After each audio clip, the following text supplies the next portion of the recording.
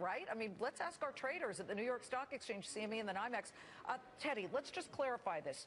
Greece retreated from its plan to ask for a total debt cut, like a haircut. So they've said, all right, we won't do that. We know we have to find debt religion, but suddenly the markets really like that. Well, we just get the reverse trade that was at the back of the wind had the wind at the back of the markets for years, which was, the strong euro, weak dollar, strong commodities. And so whether or not, we've reversed that because of this move by Greece remains to be seen, Liz. But clearly we obviously know what works as far as the stock market's concerned, and that is a weak dollar, a strong euro, and all of a sudden, you got oil, on a huge rally, whether it's oversold or technical, doesn't really matter. Up is still up.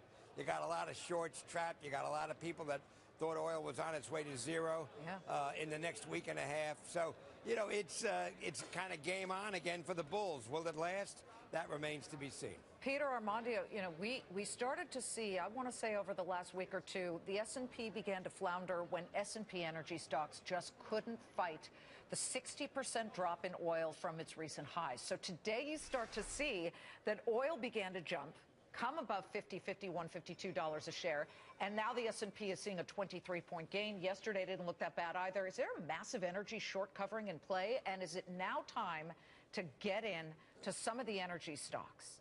Well, I don't know about that, but for the short term, we had a few different things come together.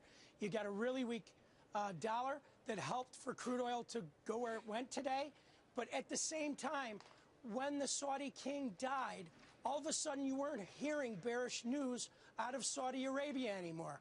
You had bullish news coming out of OPEC saying that they thought there could be $200 crude in the future. So that also helped. Yeah, now I'm looking at the 10-year yield at 1.78. Trent, what does this tell you as it pertains to, look, do you go stocks or do you go treasuries for that safety? I would still say treasuries, Liz. We've been in the camp of I just think rates want to go lower. I mean, Teddy if you take a look at what's going on, I think he's right. He's right. Okay.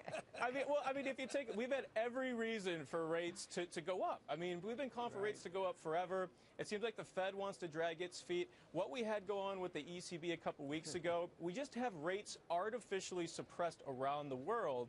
And that's going to continue to create a bid for U.S. Treasuries. So, I mean, you still have some real questions here with the U.S. economy as well. I mean, we're going to have a jobs report on Friday. Participation remains lackluster. I just think things look a little toppier in the equity markets than what we've seen in the last couple years. If we make new highs, I might be persuaded. I've argued with Teddy on this before on the show, and I've lost. So we'll see if this is any different this time. Yeah, I mean, we got chintzy factory orders, Teddy, but I don't know. You hear more and more smart people saying that the U.S. still looks like the best place to be. So go into U.S. equities that maybe pay a dividend, and you're still above what a yield is for the 10-year. Yeah, listen, I'd be inclined to agree. I mean, at the end of the day, it's still a... Wait, with me or Trent? But it's... Write it down, Liz. It's all about the Fed and interest rates, Liz.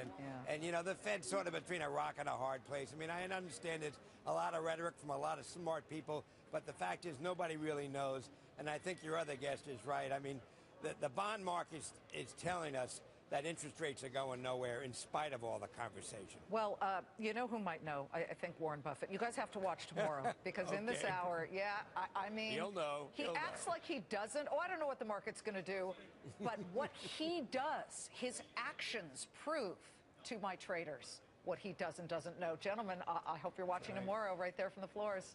Thanks so much. Absolutely. Thank you. Yep. As the closing bell rings in 40 minutes tomorrow, Warren's way. 50 years at the helm of Berkshire Hathaway. Oil stocks. Yeah, we know they've been leading the market higher. Will the slick road continue? He's got a huge investment in all kinds of energy, from oil to pipeline products to even solar and wind, utilities. Warren's talking about that and more. Plus, Fox Business's Charles